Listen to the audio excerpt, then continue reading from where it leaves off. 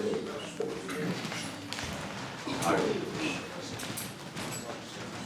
to see all the enthusiasm here.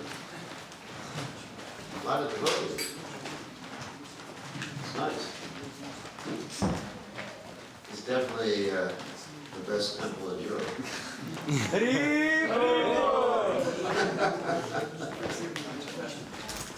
It's the mercy punch title.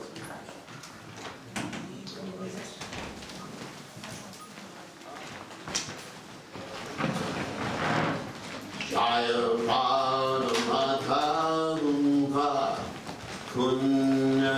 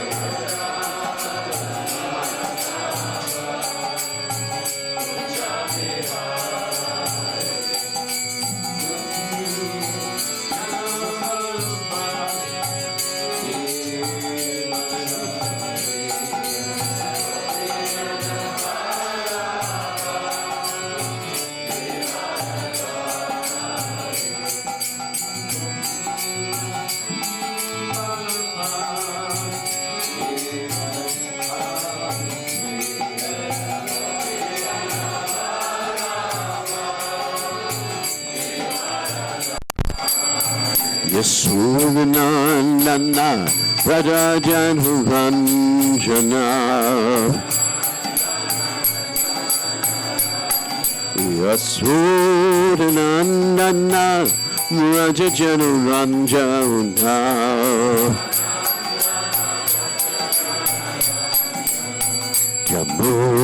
Yamunatera Manachari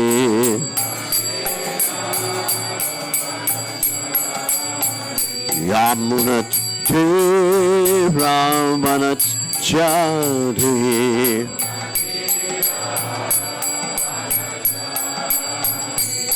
Jayu Radhamadhupa Kunjavehade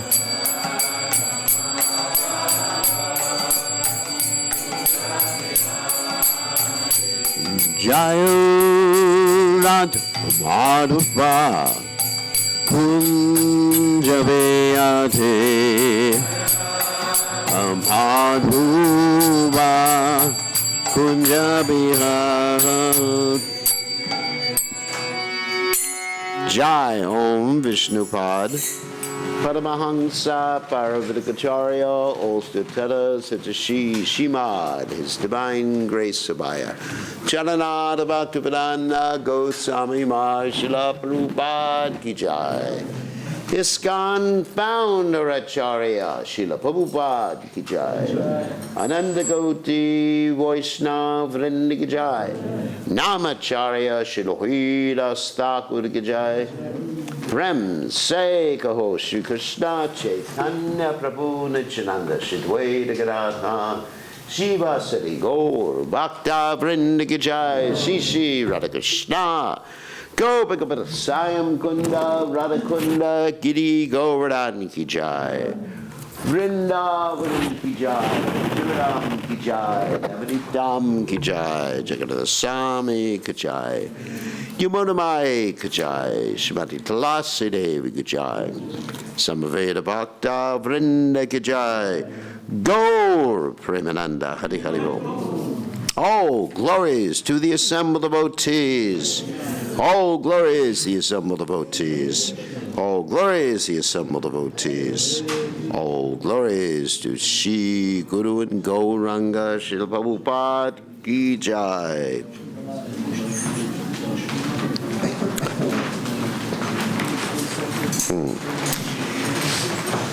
Okay, so reading from Srimad Bhagavatam, 5th Canto, Chapter 18, Text 3. Om Namo Bhagavate Vasudevaya.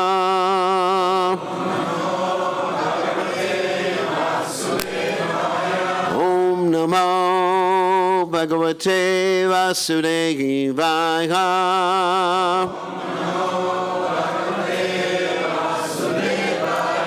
Om Namo Bhagavate Vasudevaya.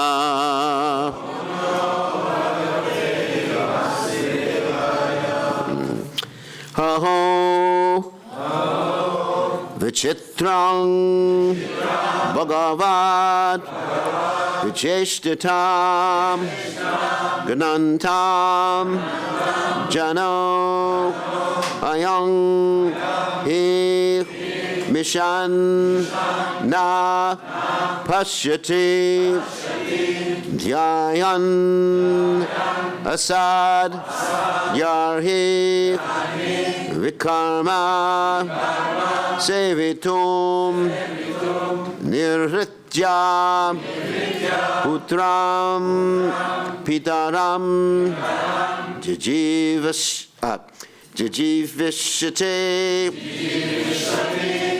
Aho Vichitram Bhagavat Vicheshtitam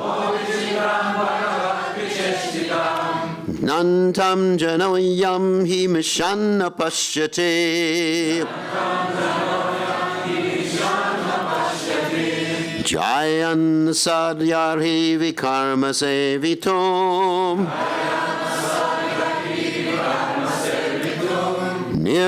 Nirritya putram pitaram jajivishati. No. Nirritya putram pitaram jajivishati.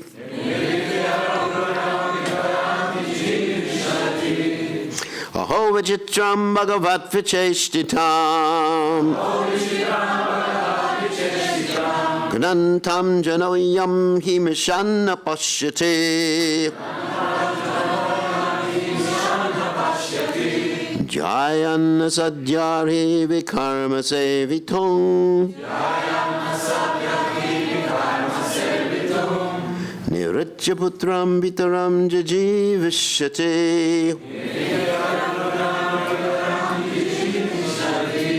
Aho vichitram bhagavat vicheshtitam. Gnantam janogyam himishanna pashyati. Jayana sadyarhi vikarma sevitum. Nirritya putram pitaram jajivishati. Okay. Anyone? Aho vichitram bhagavat vicheshtitam. Nantam janoyam ki mishana pashyati. Jayam asadyar ki vikarma servitum. Nirkritya putram pitaram jijivishati.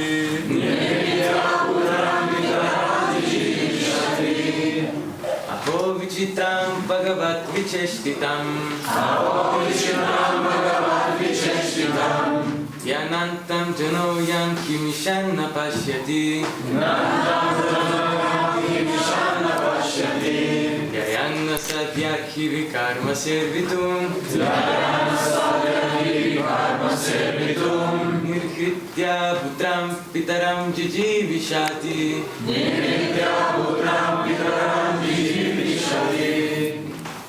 Aho vichitram bhagavat vicheshtitam. Nantam janoyam himishanna pashyati. Jayana sadyarhi vikarma servitum.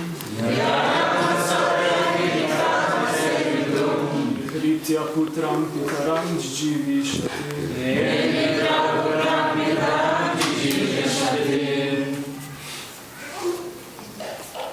Ladies.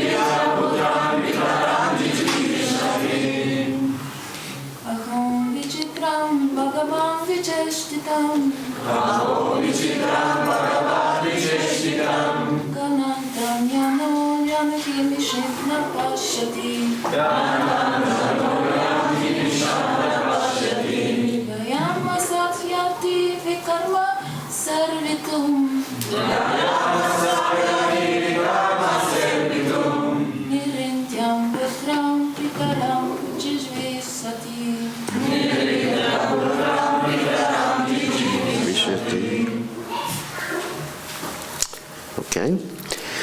Aho. Alas. Vichitram. Wonderful. Bhagavat Vicheshtitam, the pastimes of the Lord. Gnantam, death. Janaha, a person. Hare Krishna. Hare Krishna.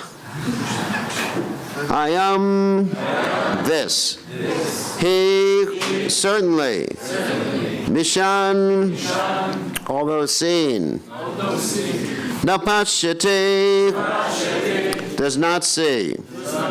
Jayan, thinking about. Asat, material happiness. Yarhi, because. Vikarma, forbidden activities. Like having your mobile phone on during class. I better turn mine off. Anyway. Yeah, that's good.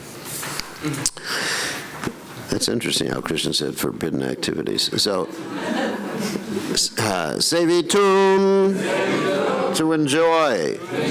Niritya, burning. Putram, sons. Pitaram, the father. Jajivishate, desires a long life. So translation, alas, how wonderful it is that the foolish materialist does not heed the great danger of impending death. Impending means it's coming in the future. He knows that death will surely come, yet he is nevertheless callous. Callous means he doesn't feel anything. And neglectful. If his father dies, he wants to enjoy his father's property, and if his son dies, he wants to enjoy his son's possessions as well. In either case, he heedlessly tries to enjoy material happiness with the acquired money. So purport by His Divine Grace A.C. Bhaktivedanta Swami, Srila Prabhupada Ki Jai. Material happiness means to have good facilities for eating, sleeping, sexual intercourse, and defense. Within this world, the materialistic person lives only for these four principles of sense gratification, not caring for the impending danger of death. After his father's death, a son tries to inherit his money and use it for sense gratification. Similarly, one whose son dies tries to enjoy the possessions of his son. Sometimes the father of a dead son even enjoys his son's widow. Materialistic persons behave in this way. Thus, Shukadeva Goswami says, how wonderful are these pastimes of material happiness transacted by the will of the Supreme Personality of Godhead. In other words, materialistic persons want to commit all kinds of sinful activities. But without the sanction of the Supreme Personality of Godhead, no one can do anything. Why does the Supreme Personality of Godhead permit sinful activities? The Supreme Lord does not want any living entity to act sinfully, and he begs him through his good conscience to refrain from sin. But when someone insists upon acting sinfully, the Supreme Lord gives him the sanction to act at his own risk. Matak smritir jnanam apovanam cha. No one can do anything without the sanction of the Lord. But he is so kind that when the conditioned soul persists in doing something, the Lord permits the individual soul to act at his own risk. According to Vishwanath Chakravarti Thakur, sons always outlive their fathers in other planetary systems and in other lands in this universe, especially on Swargaloka. However, on this planet Earth, the son often dies before his father, and the materialistic father is pleased to enjoy the possessions of his son. Neither the father nor the son can see the reality. Both of them are awaiting death. When death comes, however, all their plans for material enjoyment are finished. Aho vichitram bhagavat vicheshtitam gnantam janoyam himashanna pashyati Jayana sadyarhi vikarma shevitum nivritya putram pitaram jajivashati. So Omagana Timranda Shah Gananjana Shlakaya Chakshur Unmiritam Yena Tasmai Shri Gurave Namaha. So, the principle behind this particular explanation is that of greed. And greed is basically lust, anger, greed, illusion, envy, fear, all these different anarthas are the opposite of love. And generally, we expect the children, as described here, the children to love the father, or the father to love the children. But in materialistic society, especially in Kali Yuga, there is not that love. That someone is just waiting for the father to die, or someone is just waiting for the son to die. I can tell a very interesting story that illustrates this point from Bhaktivinoda Thakur's work, Jaiva Dharma. So there's many nice stories in the Jaiva Dharma that illustrate the basic philosophy of Krishna consciousness, and the one story illustrates this particular verse and purport. Once upon a time, as all stories go, there was a man who was quite greedy. Greedy means that he didn't spend money on anything, he just wanted to save it. So he kept saving all of his money. Even if a Vaishnava came to his house, he would just shut the door. Of course, our injunction is that if a Vaishnava comes to your house, you're even supposed to stop the deity worship to receive the Vaishnava if there's no one else to receive him. You're supposed to offer everything you have to the Vaishnava, whatever he wants, and then if there's something left over for you, then you can eat it. And that's, of course, considered one of the greatest charities. I mean, there's a story like that in the Mahabharata about the Mongoose. Some of you heard that story? No one's heard the story. I'll tell it. So, once upon a time, Yudhisthira Maharaj did this great sacrifice, Rajasuya sacrifice, and feeding the Brahmins, and everybody else was so pleased with him. But there was a mongoose. A mongoose is like a big rat, about this big. Do you have mongooses here? No. In Fiji, we have mongooses. Big. They're kind of cute. So they brought the mongooses there to eat snakes, because they eat snakes. So this mongoose was half gold. And he said, this sacrifice, the mongoose, I guess, was at the sacrifice of Yudhisthira Maharaj, and he said, this sacrifice is not worth 1/10 of the sacrifice that was done by a very poor Brahmin. And everybody was shocked to hear the talking mongoose. So many of these Vedic stories, you have talking animals, isn't it? Especially in the Hita Pradesh.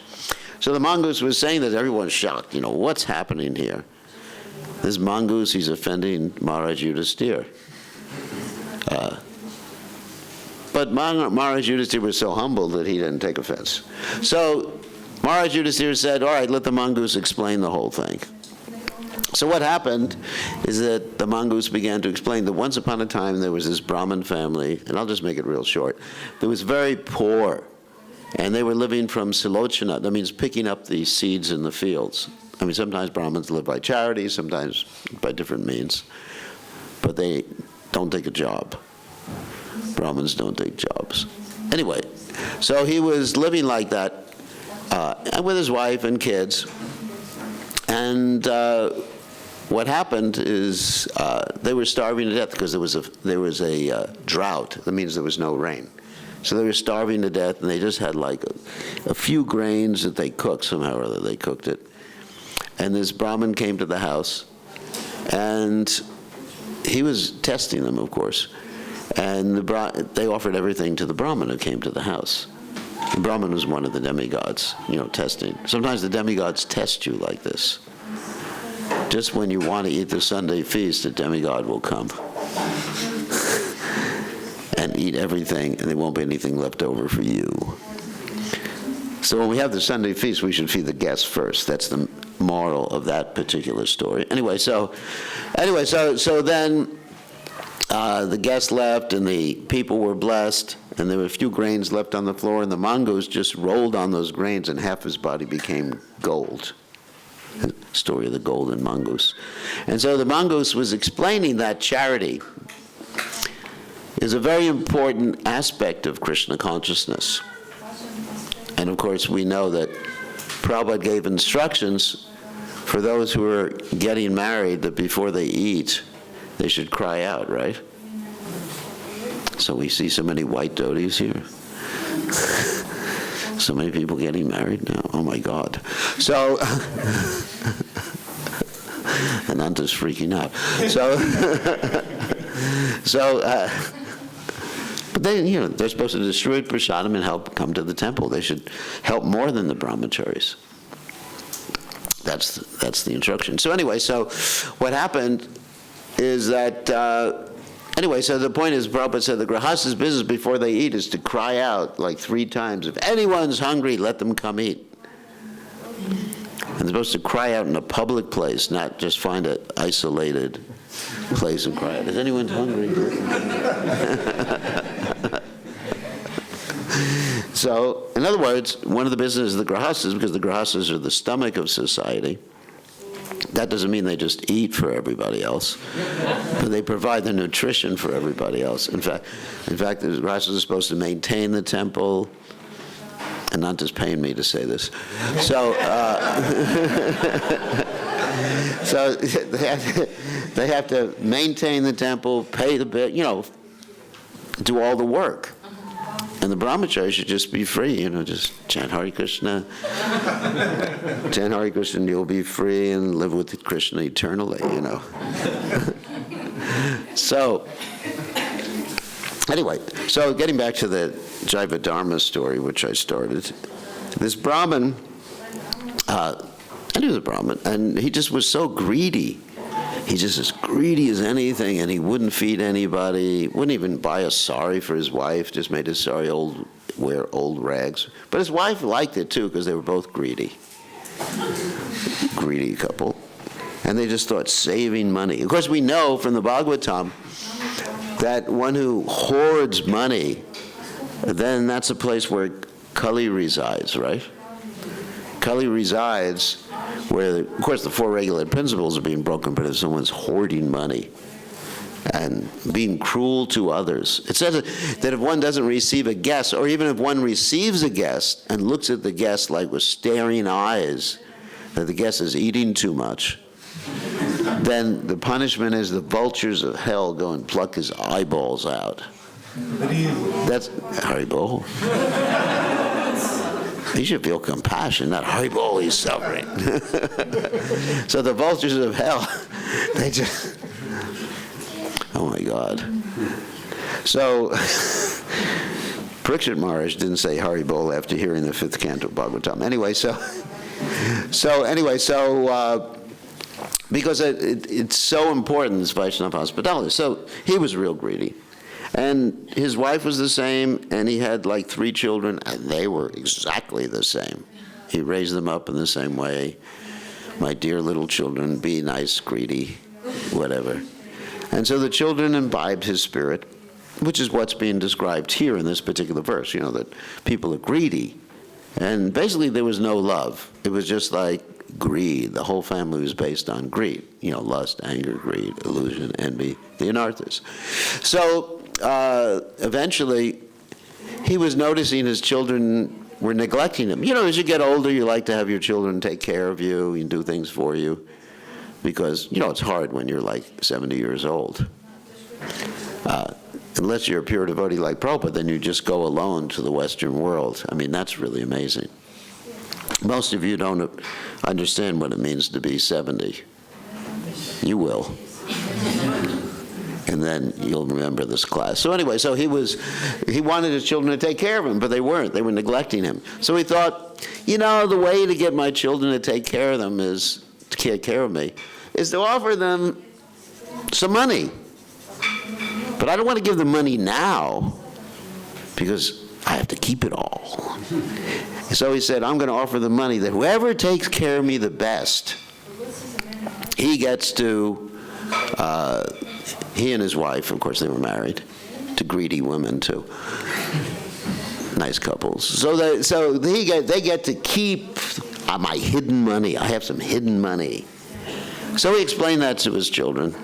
He met them all together. He had a ishtagoshti with his children.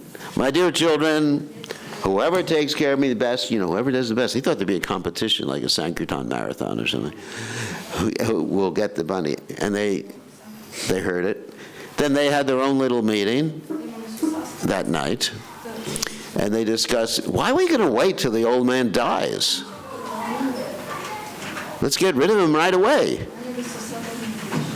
Jai, Panchatattva ki jai. So they were thinking, let's get rid of the old guy immediately, and my mother. But they were thinking, killing them's not a good idea. Why don't we just steal their money, send them on pilgrimage? So they made a plan. They said to their parents, we really love you. And actually, sometimes you hear this statement, love, because it means I want something from you. Actually, there's this statement in the Shastras, too much devotion is the sign of a thief. Did you ever hear that statement before? No? Too much devotion is a sign of a thief. Just like if you go to buy a car and you meet the salesman, he loves you. He'll remember your name for like 30 years. I went to see the salesman one time. I bought a car like 10 years before. He said, oh, Mr. Swami, how are you in the Swami family? And I said, well, I'm a sannyasi. There's no Swami family. He said, okay, Hare Krishna. He said, I really like your movement. You Hare Krishnas are so wonderful. And I was thinking, uh-oh. So fortunately, I had with me one of my disciples who was expert in getting the best deal and made the salesman cry. The disciple's name is Gopal. Some of you may know him. Anyway, I was just shivering. So the point is, too much devotion is a sign of a thief. So the children, they said to the parents, we really love you a lot, and we think that you should go on pilgrimage to Sridham Mayapur.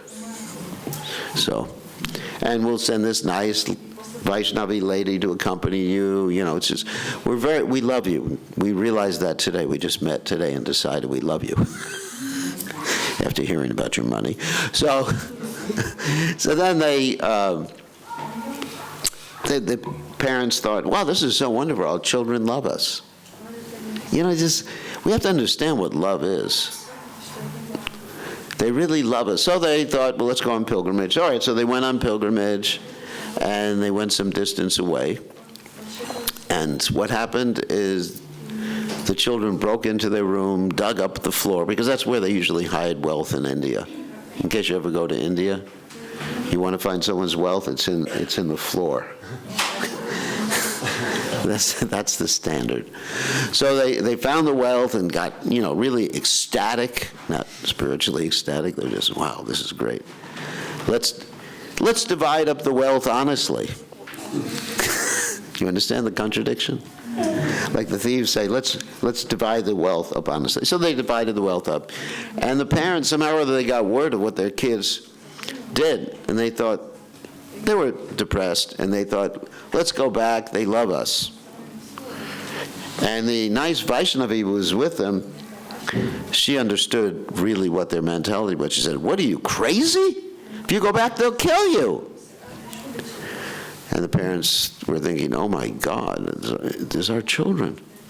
And so finally, they proceeded to Sridham Mayapur and had some good association in Sridham Mayapur. But they had learned their lesson by then about material love, which is based upon I scratch your back, you scratch my back. That's material love. It's like a business exchange. Hello, let's make a deal.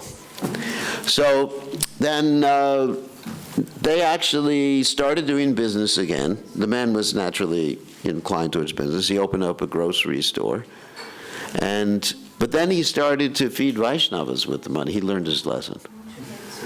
And then as he began to feed Vaishnavas with his money, he became more and more wealthy, and he was able to give his wealth to help the Vaishnavas, and had a happy ending. He and his wife went back to home, back to Godhead. So, that's nice, isn't it? That you can say Haribol about. And the children went to hell. So don't say Haribol about that. But horrible, not Haribol. That's what sometimes people think when we say Haribol. They think horrible. In Fiji, the ladies all call their husbands Haribol, So that sometimes the people on the outside, they're thinking, why are you calling your husband horrible? Horrible. Come here, horrible.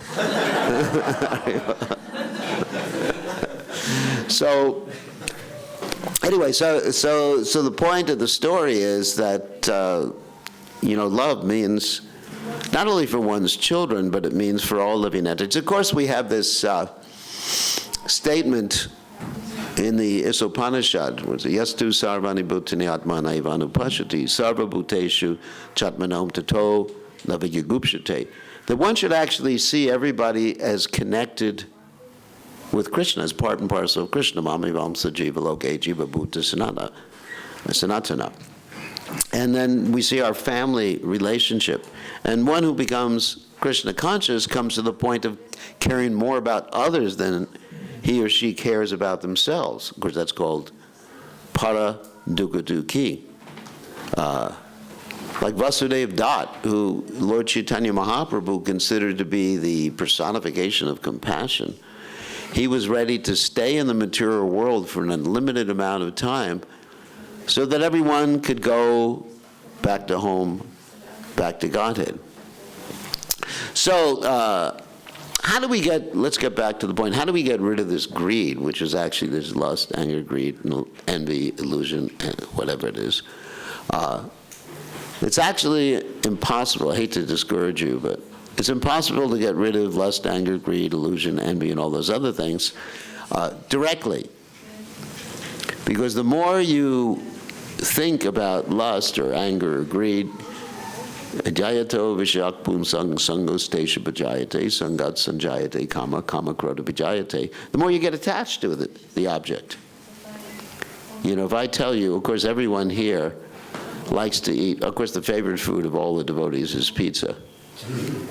So if I start describing pizza and tell you not to get attached to it, like if I say, nice cheese and olives on top, and, nice crust and tomato sauce, I mean, practically you're all starting to salivate when I'm talking about, in other words, right?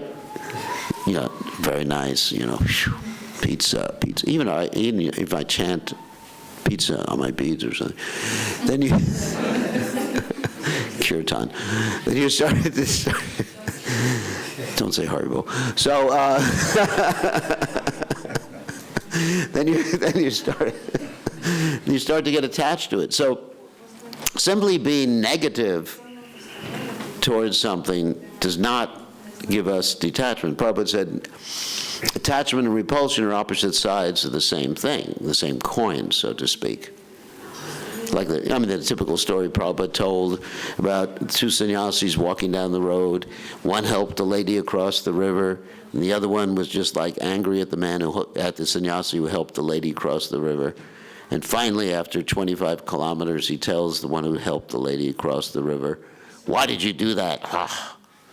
And the sannyasi who helped the lady cross the river said that I only carried her for like 10 meters. You carried her for 25 kilometers. Or sometimes, you find brahmacharis like criticizing the householders. There was one story, that Prabhupada story, You know the story of Sakshi Gopal. Sakshi Gopal is a story where the younger Brahmin made Krishna walk all the way across India. I think most of you know that story. I'm not going to tell the whole story. But anyway, he convinced Krishna to walk all the way across India. Prabhupada said he was a pure devotee. Then one sannyasi asked Prabhupada, if he was such a pure devotee, why did he want to get married? You know, if he was a pure devotee. And Prabhupada looked at that sannyasi and said, because no one would have you. In other words, you're not attractive enough. No lady would marry you. Or you're too old or ugly or something. Then you're saying this. And so, of course, Prabhupada was joking. Obviously was joking. So if we think about something in a negative way, then we get more attached to it. And so basically we have to think of something related to Krishna. And of course there's that verse, Matir Krishna Partos Vatova Mato Padye the Graha Vratanamandana Gopir Vishatam Tamashram Punak Punas Char Vita Charvananam. And I think you all know that verse, one of the favorite verses of the renunciates. That if one, Matira, not Krishna, if his mind is not on Krishna, that even though he may get good advice, hey, you're not the body, buddy. You know, the body is made of stool, mucus, urine. You hear all these classes all the time, isn't it? The standard Sunday feast Hare Krishna class. You're not the body. Your girlfriend's body is just stool. Skin, the beauty is skin deep. If you peel off the skin, it is so beautiful. So go into a morgue. That's where they have dead bodies, and see. Anyway, so you hear all these statements, but still you get attracted. That's the problem. Like even the doctors, they're performing an operation, opening up someone's body, and just seeing the nature of the body, and then the next moment they look at the nurse and they smile at her. That's pretty stupid, isn't it? Here's this beautiful lady, you're cutting her open, and it's blood, her blood is all over the place, and and you're taking her heart out, and then you're sending hearts over to the nurse. So you don't get detached from seeing the nature of this world, even though it is like that. It is a fact. Matirna Krishna, so even by good associate, but those with the good instruction, because you're really determined to enjoy this world. And then you're just going to be ignorant. And then, what is it? Which is described in this verse. You're going to keep doing the same thing. And this great Acharya, Albert Einstein, said, he defined insanity as doing the same thing and thinking you're going to get a different result. That's insanity. That was his definition of insanity. It's a very important quote, isn't it? Keep doing the same thing, think you'll get a different result. So you're chewing the chewed. Well, I tried it before. This time it's going to be blissful. It's like going to an amusement park. In America, we have all these big amusement parks like Disneyland. And you look at the ride and think, wow, this is going to be blissful. I remember there was one ride, was it a roller coaster? You know what a roller coaster is? So I was thinking, this is going to be so blissful. So I get on it, and it's just like, practically vomiting, It's called even though called the roller coasters, I hate to use this word, a vomit comet. So, and you're just like, when is it going to end? I was praying to Krishna, chanting, Hare Krishna, Hare Krishna, let it end. No, this is before I became a devotee. So it's like that. You think it's going to be different this time. This ride is going to give you happiness. This ride is even better. But it's just like Purnak Purnas Charvita Charvananam. Of course, the famous verse, chewing the already chewed. And the whole clue to that is Matirna Krishna. If one doesn't have his mind on Krishna, and we were mentioning last night to the devotees, the first regulated principle is what? To always remember Krishna. And the second one is never forget Krishna. So the whole point is Savaya Manal Krishna Padara Vindayo. To somehow fix the mind on Krishna. So that means while we're doing our devotional service, to be conscious of what we're doing rather than putting ourselves on automatic pilot. I mean, the last few days I've been giving this class about automatic pilot. Automatic pilot means that someone's driving a plane, and they put the plane in automatic pilot, so they can just talk with each other.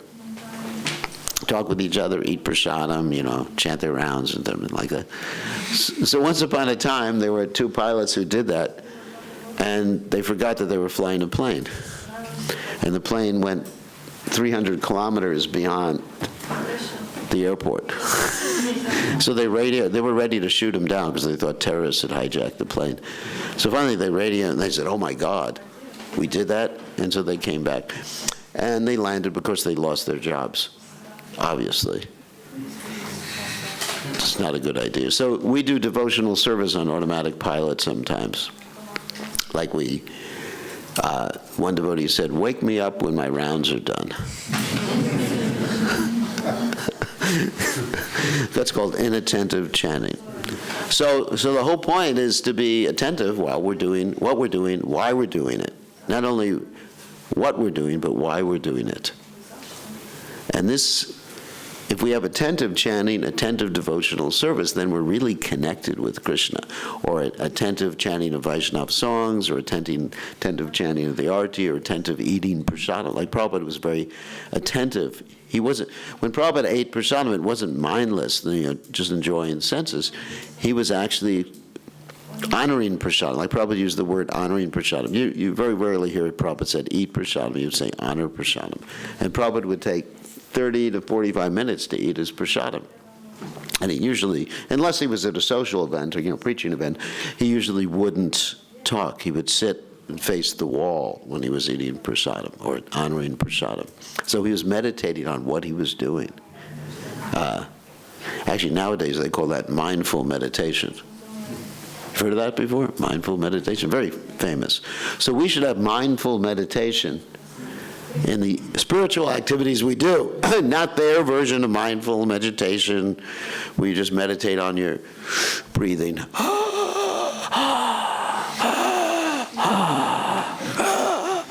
Wow, I'm feeling so peaceful. That's called ignorance. It's not shanti, it's ignorance. You might as well go to sleep. So we should be meditating on what we're doing while we're doing it, the meaning of it, what it means for us, and what our meaning or purpose in life is, and then we're very much connected with Krishna. So if we're doing that, then that's the higher taste. Rasa Vajram Rasa Pisa Param Dristani Vartate. That's the higher taste. So therefore, we don't succumb to this greed which is being mentioned here, and then we actually can have real love. Tadati pratigranati guyamakyati prichati bhungte bhujyate jaiva. The 6 loving exchanges. And then we feel compassion, then we have real compassion. By vanchakalpa taruvyascha kripa sindhu vyevacha. Kripa Sindhu means an ocean of compassion. It means so much compassion that even if someone is torturing you, you love them. Of course, you don't love the torture.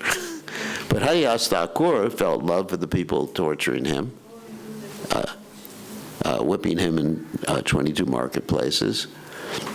So many examples of that amongst Vaishnavas. The compassion. Jesus Christ, of course, forgive them for they know not what they do. So many different stories like that. So that's the secret in Krishna consciousness, to always remember Krishna. Never forget Krishna. So, on that happy note, I think we went too long. So any questions or comments? Or problems or issues? Complaints? No? Oh my God. Questions? Someone should have some question here. No? Yes. I'm going to a funeral today, so my question is, should I try to preach or should I just be quiet? Well, it depends on whose funeral you're going to. If it's a devotee, you preach. It's not. And a family member? Yeah. Friend, family member, something like that. It depends on your realization how to deal with a funeral for people who are not Krishna conscious. There's certain things that we can say that won't upset them. You know, like if you go to the funeral, let's say it's a non-devotee, right? And you say, well, because he ate so much meat, here's what's in store for him. And then you pull out this fifth canto, which you might said, have you all heard of Yamadutas before? They're like the KGB. So, and anyway, I think that's not a good idea. But did this person ever do devotional service? Or is this person related with the devotee? Yes. Okay. So you can say that this person is headed for a better destination because, is it a relative of a devotee, or the devotee is his son or something, or granddaughter? Okay. So because your granddaughter is a very spiritual person, she's praying for you, she's doing Krishna consciousness in the name, so you'll be benefited. You don't say you'll take a human birth, otherwise you'd take a birth of a cockroach in your next. I know you say the benefit is a better destination, which is true. Because if one has a family member who's a devotee, then that person, so many generations, like 10 generations backwards, forwards, becomes benefited. So by the mercy of Krishna, how are you going to go dressed like that, or? No, like karmi, black. Karmi?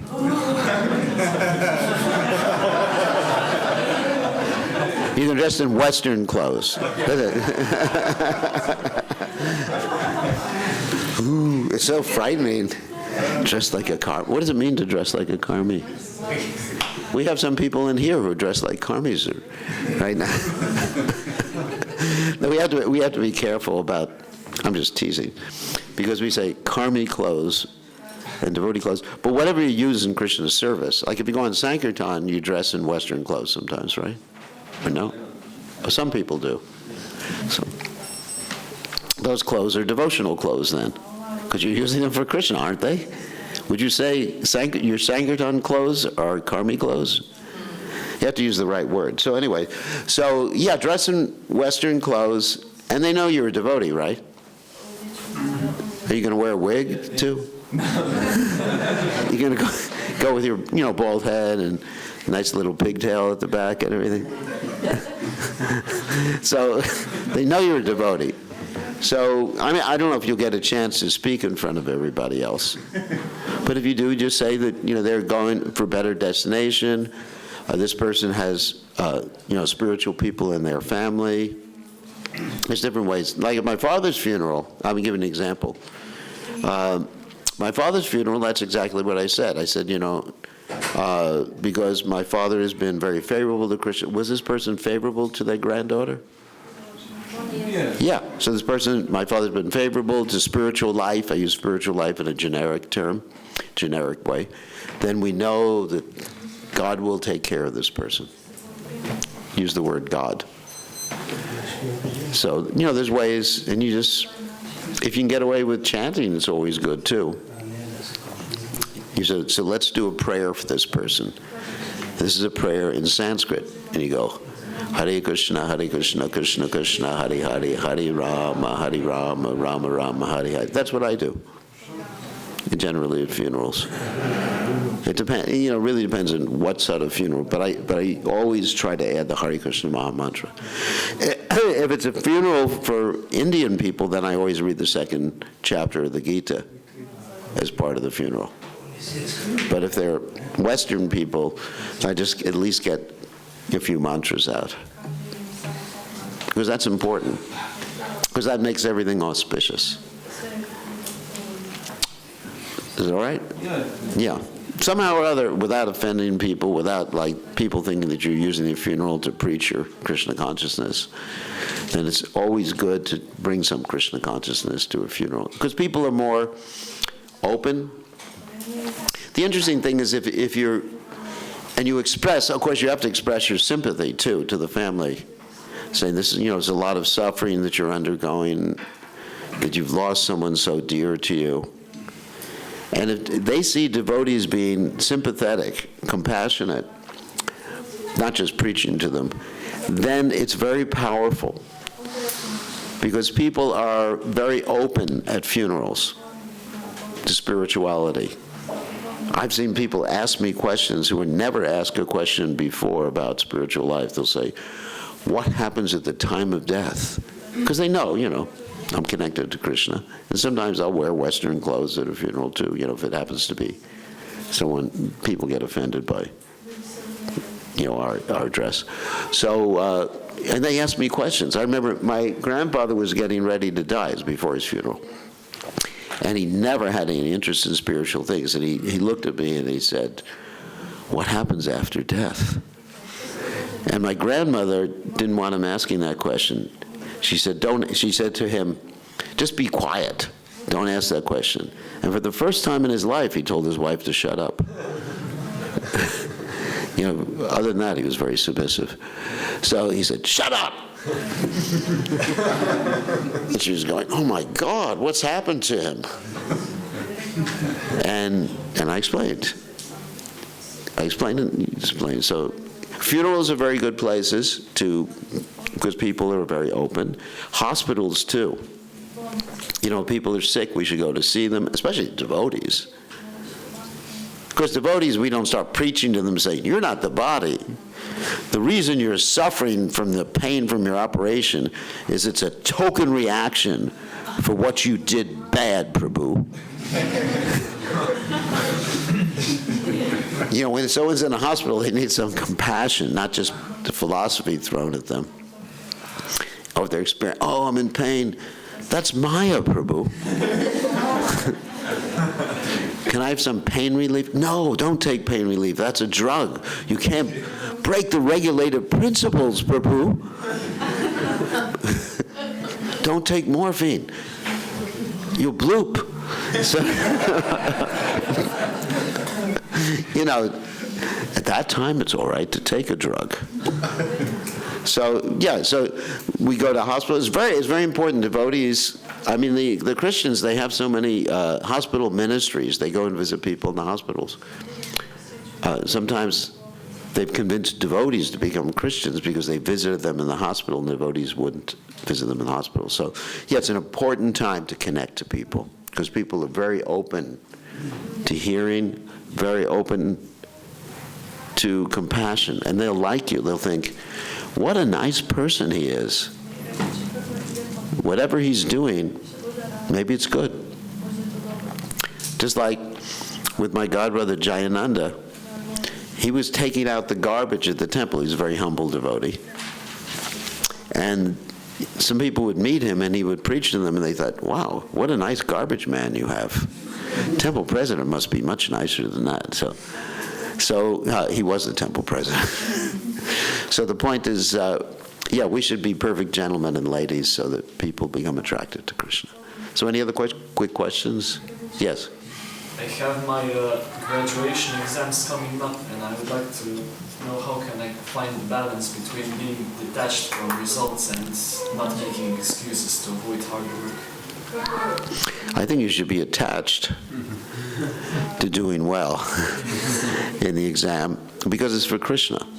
The whole point is we're not attached to the results for ourselves. Just like we should want to distribute more books and make more devotees, not so that, I could see my name up in the Sankirtan newsletter and have everybody clap and say Hari Bol and get a trophy at the end of the year, but to please Krishna. So you should be thinking that to please Krishna, I want to do well in my exams. So I think attachment's good. I mean, ultimately, it's up to Krishna, but it's also up to you. There's 5 factors in action. If any of you studied Gita here? Anyone's heard of the Bhagavad Gita? Anyway. All right, so the Gita is a book spoken by Krishna, or conversations, 5,000 years ago. So, so there's 5 factors. We're one of the, we're the doer, the endeavor, the place, and then ultimately super soul. So you need Krishna to agree. But as they say, man proposes, God disposes. So you should be attached. Do the best you can. Think I'm representing Krishna in this movement. Devotees should always be the best at whatever they do. Best at eating prasadam. No, not that. But anyway, so the best. Let's try to be the best for Krishna. Not that other devotees should be worse than us, but we should do our best possible in everything we do. We should dress nicely, act nicely, everything the best. Prabhupada said that. Prabhupada said, his disciples are perfect ladies and gentlemen. That was his statement. And Prabhupada was like that. He was such a gentleman with people. Is there any other questions? Nope. So, thank you all. You have your, you have a question. Maharaj, I was just wondering in terms of attaching the mind to Krishna to get rid of anarthas. Yeah. For example, in japa, one may chant, endeavor to fix the mind on the holy name, but some anarthas, very subtle, come up, you never thought you had them. So obviously you must bring the mind back. How to persevere when facing this? Okay. Actually, Bhaktivinoda Thakur says all the offenses are due to inattentive chanting. Actually, it's interesting. Sometimes we explain the inattentive chanting as it's also offensive to be inattentive. But the inattentive chanting is one that encompasses all the other offenses. So, how do you control the mind in chanting? That's a whole subject matter, but I'll just be very brief about it. First thing is, before you start chanting, think of why you're chanting in the morning, as far as japa is concerned. What is the reason? And if the reason is because I have to, because I'll get punished by Krishna if I don't, it's not a good reason. Yeah, that's not a good reason for doing anything in Krishna consciousness. That's a negative reason, and it's not really inspiring. It won't help you fix the mind. Think of a positive reason why you're chanting. And there's many positive reasons, like connecting with Krishna, pleasing my spiritual master, developing compassion, helping other living entities, helping someone that I'm praying for. There's all sorts of different reasons. So it's called the Tsongkhapa, or determination, before we do something like that. And then having that in the back of our mind while we're chanting really will help focus the mind while we're chanting on the sound vibration. And some devotees say, well, you should meditate on Krishna's pastimes, but that's a very advanced stage. I mean, Prabhupada said you should hear the sound of the holy name and understand it is non-different from Krishna. Namachintamani Krishna's Chaitanya Rasa Vigraha, etc. So I think having an intention or a sankalpa is very good. And you can even keep bringing that back as you're chanting your rounds. Why am I chanting? What's the reason for this? I mean, it's like anything in this world, even materially, why do people do austerities? And, maybe to make money or please their family members or whatever. But there's always has to be a reason behind it. If you don't have a reason, then it's inattentive. It's, you just get spaced out. There has to be motivation. Motivation is 90% of everything. What is my motivation? Motivation means the reason for doing something. So, and then if you find your mind wandering, then you bring back, then you just think of your motivation again. I'm doing this. I mean, sometimes I chant, and my motivation is to help a particular individual who's struggling in Krishna consciousness. And then I just think, well, yes, that's the reason I'm chanting. And then it keeps me more focused on the sound of the holy name. And, sometimes I'm chanting in order to become more empowered to preach Krishna consciousness. So that keeps me more focused. Whatever, the sankalpa, it may change from day to day. But it has to come from the heart, not from the brain. See, that's an important point, too. that generally we give ourselves reasons from the brain, but that's not really where the soul resides. Krishna doesn't say, that manasasthani, the soul is residing in the brain. This is where the soul is. Like if you love someone, you say, I'm giving you my heart. You don't say, I'm giving you my brain. You got a Valentine's Day card? Your Valentine's Day? You don't have a picture of a brain, or a foot, unless you're a spiritual master or something. But they have a picture of the heart. And so the heart is the seat of emotions. Emotions. So that means, what am I feeling? Or just, Krishna, get me out of the material world. Ananda Tanuja kinkuram patitam mam vishame bhavam Budo. I mean, that's a powerful one. Like Prabhupada said, we should be crying like a child who's crying for his mother. The Shikshashika prayer. Oh, son of Nanda Maharaj, I am suffering in this horrible material world. Please help me. Fix me up as one of the atoms at your lotus feet. Find a verse in the Shikshashika that resonates with you that day. Generally, the last verse of the Shikshashika is way beyond what we're capable of right now. Krishna, you're free to do anything you want to me. It's all right. I'm not ready to say that. Phew! I'd be scared to say that. Krishna, smash me, crush me. No. Krishna, I say the opposite. Krishna, don't smash me, don't crush me. Help me, Krishna. That I can say. So one should pray in a way that's appropriate with their level of realization. And that's the point. Don't imitate someone else. Krishna, I want to be a gopi. Like that. Hare Krishna, Hare Krishna. Gopi. That's beyond, maybe not beyond your realization, but it's beyond my realization. So I do something that's in accordance with my adhikar. And, be humble enough to realize that your adhikar may not be too high. It may be just like, help Krishna. Krishna, help. Or like Dhruva Maharaj. Nobody criticized Dhruva Maharaj. He was just asking for a big kingdom. But he got Krishna. So he understood his adhikar. Dhruva Maharaj wasn't concentrated on the gopis. But he saw Krishna. So we have to see, what reason do we approach it? Because ultimately the impure reason will be purified, obviously. Akama sarva kama moksha kama dharati tivrena bhakti yogena yajeta purusham param. Whether one is free of material desires, full of material desires, or desirous of liberation, one should worship Krishna, forceful, tivrena bhakti yogena yajeta purusham param. I think we have to end now, because Ananda told me I have to end, so thank you very much. All glories to His Divine Grace. Srila Prabhupada ki jai. Panchatattva ki jai.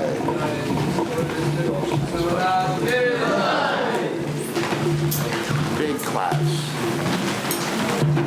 Best temple in Europe. Best Western temple in the world.